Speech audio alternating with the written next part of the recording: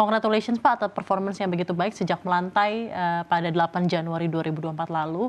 Bisakah Anda ceritakan lebih lanjut lagi Pak mungkin dari lisan Anda bagaimana antusiasme investor pada saat penawaran perdana Cegaz? Kita ingat waktu itu saya juga sempat mendengar bahwa ada cerita bahwa ini oversubscribe dan ini juga merupakan yang paling tinggi oversubscribe-nya dibandingkan perusahaan-perusahaan yang IPO pada tahun ini. Diceritakan Pak antusiasme. Ya. Jadi memang kita sebelum kita melakukan melantai ya di awal Januari, waktu itu tanggal 8 Januari kita melakukan penawaran awal. Itu juga sebenarnya kami tidak berharap berekspektasi oversubscribe terlalu tinggi gitu ya. Jadi memang karena pertama adalah bisnis CNG ini perusahaan yang sudah listing dengan bisnis energi yang dengan model bisnis CNG itu belum ada. Jadi publik mungkin masih belum bisa menggambarkan kira-kira pembandingnya seperti apa gitu ya, historinya seperti apa. Namun pada saat berjalannya waktu begitu kami menerima data bahwa oversubscribe-nya hampir 93 kali ya, itu juga kami sangat surprise waktu itu. Dan memang kami menggambarkan bahwa publik melihat sektor energi ya, ini sektor energi yang lebih kepada energi hijau sebenarnya, green. Karena fokus pada natural gas, pada pengembangan infrastruktur natural gas, yang mana memang selama ini yang sudah kami jalankan selama hampir 18 tahun lebih, itu juga menggambarkan bagaimana fundamental perusahaan kami selama 18 tahun. Begitu baik ya Pak. Dan akhirnya kami melantai di bursa dan dari prospektus yang kami sampaikan memang 90% dana itu kami gunakan untuk pengembangan. Jadi hanya 10% yang kami gunakan untuk modal kerja. Artinya bahwa publik juga melihat 90% ini akan dijadikan pengembangan dengan teknologi baru. Teknologi dalam bentuk LNG yang kami sampaikan ke publik. Barangkali itu yang menjadi antusiasme dari publik terkait dengan saham Cegaz waktu itu di awal ya. Sehingga juga kami merasa bahwa memang ke depan ini dengan fokus pemerintah transisi energi dengan menggunakan energi gas sebagai energi utama, namun tidak ditopang dengan adanya infrastruktur yang baik gitu. CNG ini bahkan LNG ini juga menjadi pengembangan-pengembangan yang akan dilakukan baik dari sektor pemerintah maupun dari sektor swasta sebenarnya. Jadi mereka mungkin menggambarkan bahwa akses energi ini yang notabene memang berasal dari bumi Indonesia sendiri sebenarnya, yang selama ini hanya bisa didistribusikan dengan jaringan pipa gas dan terbatas, tidak bisa diakses oleh semua masyarakat. Dengan prospek pengembangan area yang karena dia sifatnya kami menyebutnya lebih ke mobile pipeline. Betul. Mobile pipeline, jadi lebih jauh ekspansinya dan memang membuka peluang untuk pengembangan ekonomi di wilayah-wilayah di luar yang sekarang memang sudah muncul khususnya di Pulau Jawa gitu. Mungkin untuk pemirsa CNBC Indonesia yang belum terlalu awam ya Pak. Jadi kan sebenarnya ini adalah penggunaan energi bersih yang lebih terfasilitasi dengan penggunaan CNG gitu ya dibandingkan dengan LPG ya Pak ya. Mungkin bagi mereka yang belum terlalu awam apa sebenarnya Pak manfaat dari CNG dibandingkan dengan LPG? Kelebihannya mungkin terlebih dahulu. Iya, yang paling utama adalah memang dari sisi harga ya. Dari sisi harga karena memang CNG raw materialnya atau bahan bakunya adalah natural gas yang dieksplorasi di bumi Indonesia, kemudian ditambah dengan biaya-biaya dan itu memang secara harga jauh lebih kompetitif dibandingkan dengan LPG yang notabene memang sekarang masih mayoritas impor ya dari luar. Jadi value pertama memang dari sisi harga karena ada disparitas harga di situ minimal 20% ya penghematan. Kemudian yang kedua adalah dari sisi mereka punya chance untuk menggunakan jaringan pipa gas. Jadi pada CNG ini digunakan sebagai bridging. Jadi sebelum menggunakan jaringan pipa gas, mereka menggunakan CNG untuk mengkonversi mesin-mesinnya mereka dulu. Karena memang kalau pipa gas itu harus berhitung dengan keekonomian dan volume keekonomian suatu daerah ya. Nah, jadi ekspansinya memang menggunakan CNG. Artinya mereka punya kesempatan untuk bisa diakses oleh jaringan pipa gas. Namun waktu nanti pada saat pipa gas itu masuk tidak terlalu lama.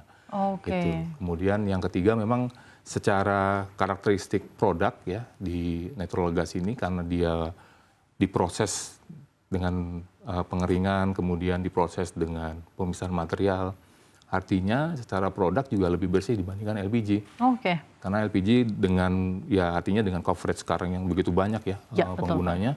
Kemudian QC quality controlnya juga kita tidak bisa pastikan dengan kualitas isi daripada tabung-tabung gas itu juga.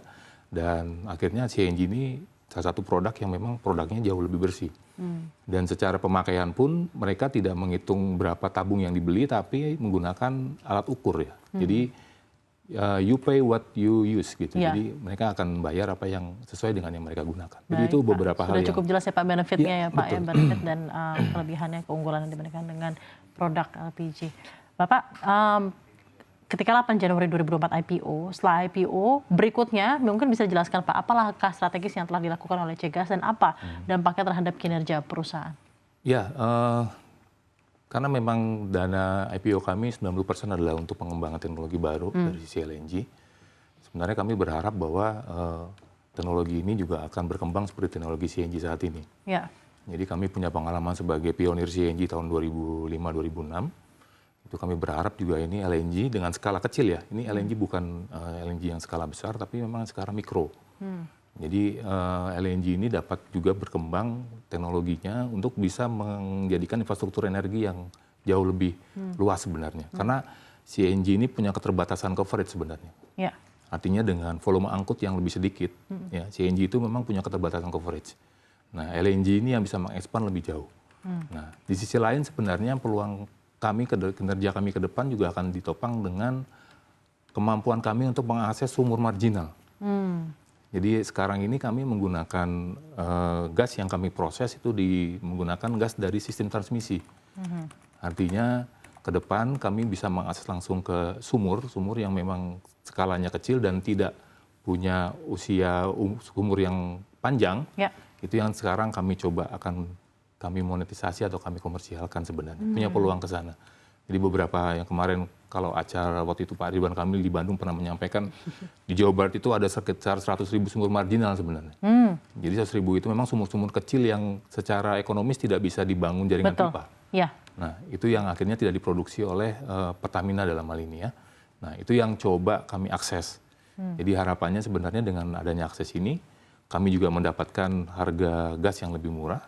Kemudian kami bisa mengembangkan teknologinya dan mengekspan luasan dari cakupan pengguna customer kami yang saat ini memang hanya boleh dibilang Jawa bagian utara, lebih ke tengah, tapi kami coba expand sampai ke Jawa bagian selatan. Nah, jadi itu yang kami akan kembangkan ke depan karena ini secara otomatis juga akan menopang kinerja perusahaan kami dengan adanya pembukaan area-area baru di Jawa bagian selatan khususnya. Nah, jadi peluangnya itu tidak hanya di Jawa, di luar Jawa pun juga banyak peluang sebenarnya sumur-sumur yang tidak punya akses pipa sebenarnya. Jadi itu yang kami akan coba kembangkan karena sekarang yang kita tahu LNG itu kan skalanya besar-besar ya. LNG hulu lah kita bilangnya. Nah ini sekarang kita mau coba develop LNG hilir. Nah ini yang memang perlu effort dari kita juga karena investasinya juga LNG ini tidak kecil. Itulah kenapa kami menggunakan dana IPO ini untuk pengembangan ini. Oke, Gitu. baik.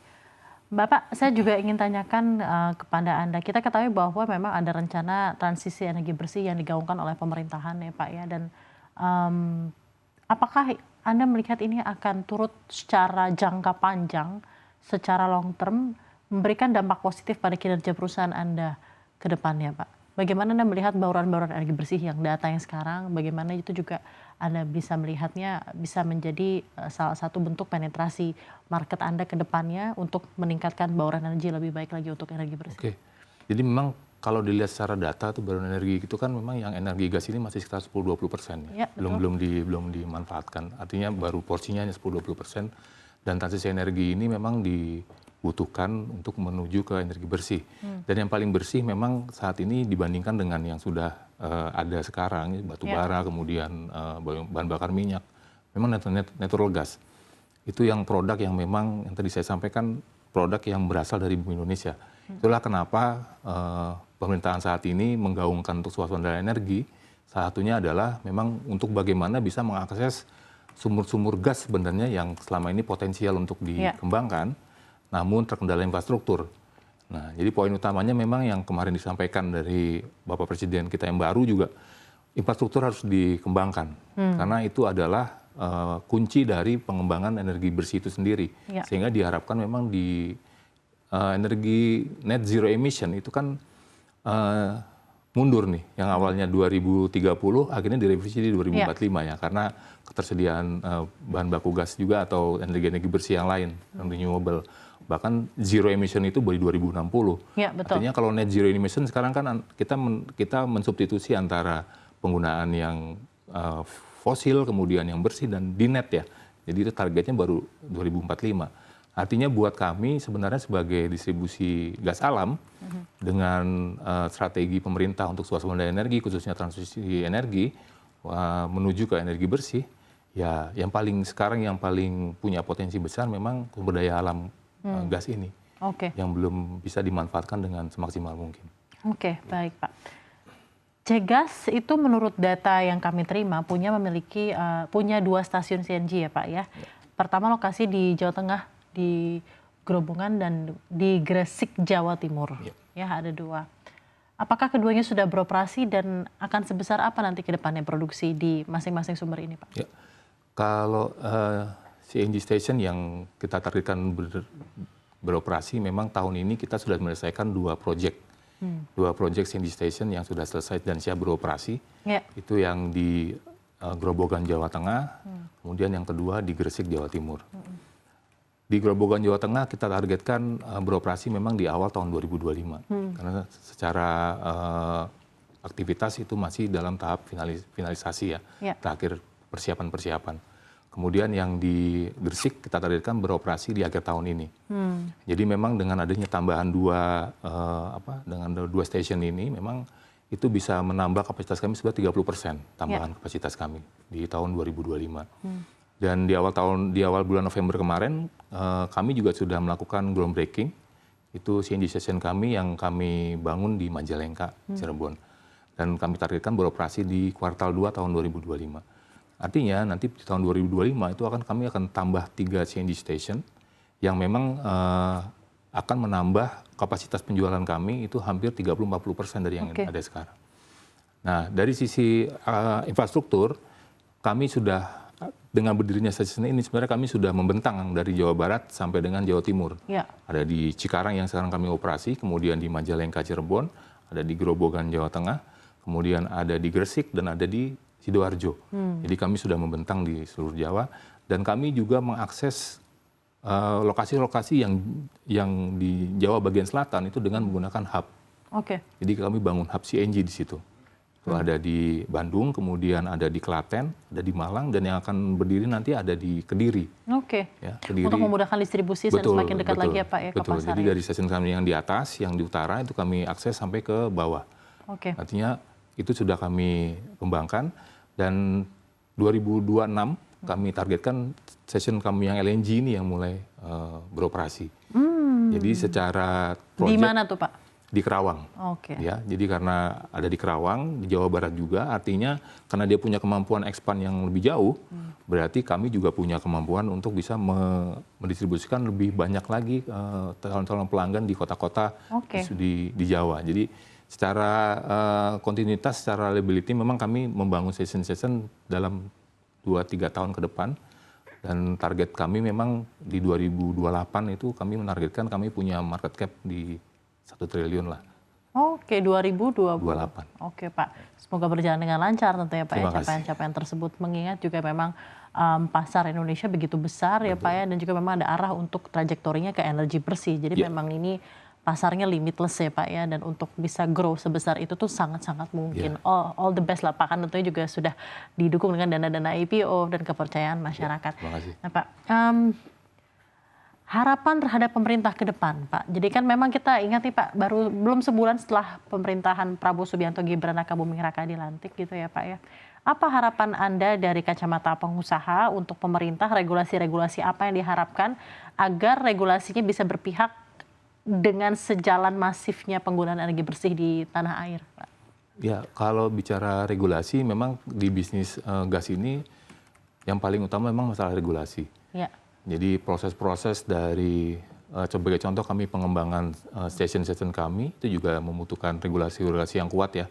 Dari sisi baik itu antar bagian atau antar kementerian, ya, para stakeholder juga dibutuhkan kontribusinya di situ. Dan memang kami juga mengalami masih banyak kendala-kendala yang kami hadapi dari sisi perizinan sebenarnya. Tapi menurut kami yang ke depan memang harus dibangun situasi yang benar-benar berpihak kepada kami sebagai swasta untuk menginvestasikan pengembangan infrastruktur ini sebenarnya. Jadi bagaimana kami punya akses terhadap tadi yang saya sampaikan untuk gas-gas yang memang stranded yang tidak bisa dioptimalkan. Kemudian kami juga punya akses untuk bagaimana bisa mendistribusikan gas alam ini juga. Artinya pertumbuhan ekonominya juga harus dibangun gitu ya, karena bagaimanapun juga energi ini adalah yang akan menopang pertumbuhan ekonomi tersebut gitu. Jadi kemarin juga sempat disampaikan juga dari Pak Menteri BSDM bahwa saat ini kan juga pengurangan subsidi LPG ya, itu juga sangat penting. Apalagi subsidi itu bisa dialihkan untuk infrastruktur sebenarnya. Jadi memang sekarang ini di Indonesia ini agak sulit memang akses infrastruktur energi ini memang dibutuhkan effort yang luar biasa sebenarnya. Karena tapi Anda optimis ya Pak di bawah pemerintahan ini energi bersih akan semakin digencar? Ya, karena memang tuntutannya sudah semakin sudah semakin harus wajib gitu ya, udah nggak ada pilihan lagi. Dan itu juga tuntutan dari luar juga harus semua harus inline dengan kebijakan yang di luar juga gitu. Baik, ya memang energi bersih ini adalah masa depan ya Pak ya, mau tidak mau ya Pak ya, memang dalam hal ini untuk menjaga sustainability bisnis pula ya Pak ya, dan juga untuk bumi lah.